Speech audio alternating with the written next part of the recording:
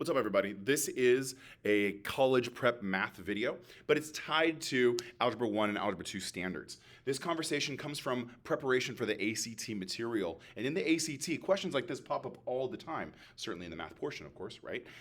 When we talk about these types of questions, we want to be able to find a method that efficiently gives us an answer and gives you more time to spend on the questions where you really are finding your brain power being sucked away to answer the question.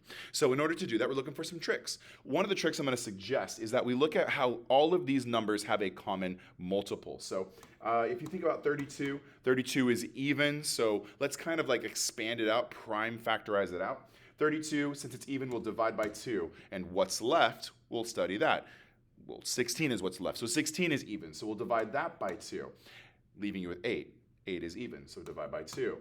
8 divided by 2 is 4. 4 is even, so divide by 2. And you're left with, well, actually, all of those 2's multiply up to make 32. Let's do the prime factorization for 48.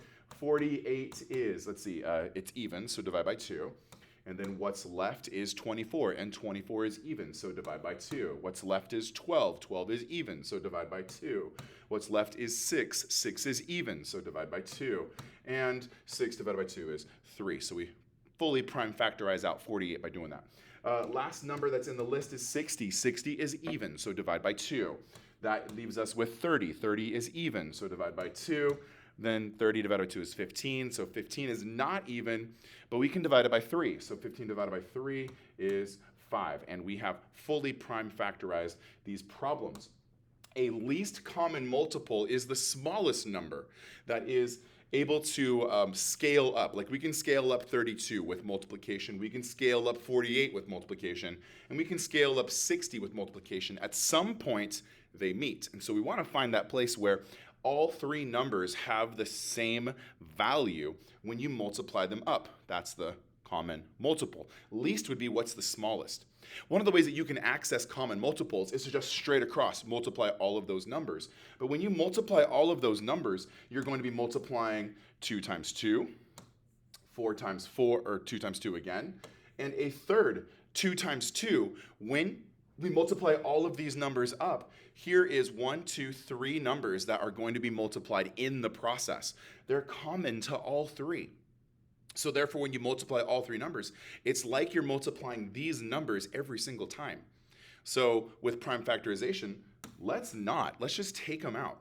It's not that they don't exist, it's just that when we're going to multiply up 32 times 48 times 60, in terms of common multiples, well, let's just focus on what's left and use these numbers to multiply up. So 8, 2 times 2 times 3 is 12, and 3 times 5 is 15. Now, in order to get to the point of the multiple, these are smaller numbers than what's up here. When I multiply these together, that should give me the value that is the least common multiple. So here we go. We have 12 times 15. I'm focusing on that one first because the 2 and the 5 are easy to do mentally. In fact, 12 is 10 plus 2. So 10 plus 2 times 15. I can just use like a little distribution here and know 10 times 15 is 150.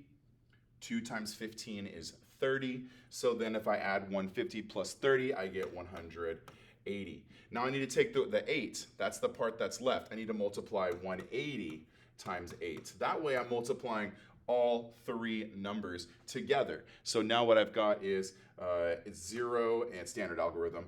8 times 8 is 64, carry the 6, that makes 14. I'm going to say this is the least common multiple.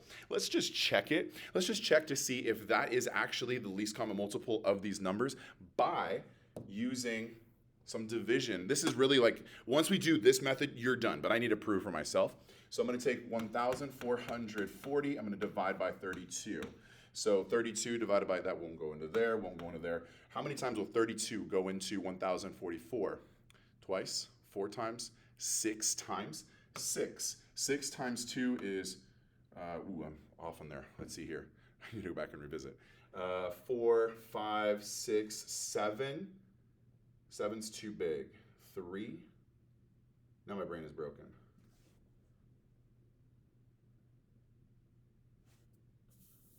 3.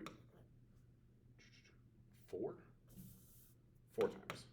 4 times 2 is 8. 4 times 12 subtract. So I did 4 times 2 is 8, 4 times 3 is 12. Maybe you saw it ahead of what I was actually coming up with, so thank you. Here we go. Subtraction, so I'm going to reduce that to a 3, make that a 14, that's a 6, that's a 0, that's not a 0, that's a 1. Back, and then drop down the 0. So 32 goes into 160 5 times. 5 times 2 makes 0, carry the 1, there it is. Okay, so if you take 32 and multiply by 45, 32 times 45 is 1,440. All right, check it. That's 1. Now we got to check it with the next one. The check part is only for me for right now. You do not have to do this in actually solving the problem. Okay, if you get to 1,440, you're done. Let's do 1,440 divided by the next number that we were comparing, the 48, right? So 48 doesn't go into the 1, doesn't go into the 4. How many times does 48 go into 1,440?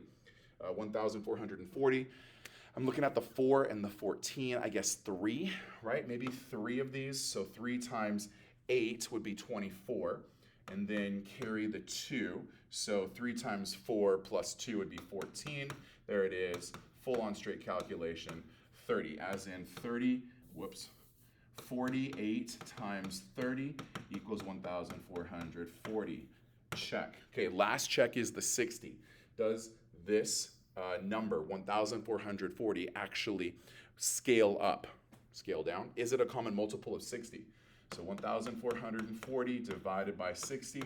How many times? 60 won't go into 0, won't get into 1. So those two are just zeros above it. How many times does 60 go into 140? I'm going to say twice. 0, 12, 24. Drop the 0 down. Right, 4 times 0, 4 minus 0, 4 minus 2. And then how many times does 60 go into 240? How many times does 6 go into 24? 4 times. So 240. So 60 times 24 equals 1,440. It works. It's the smallest number possible for this list. Thank you for watching this video.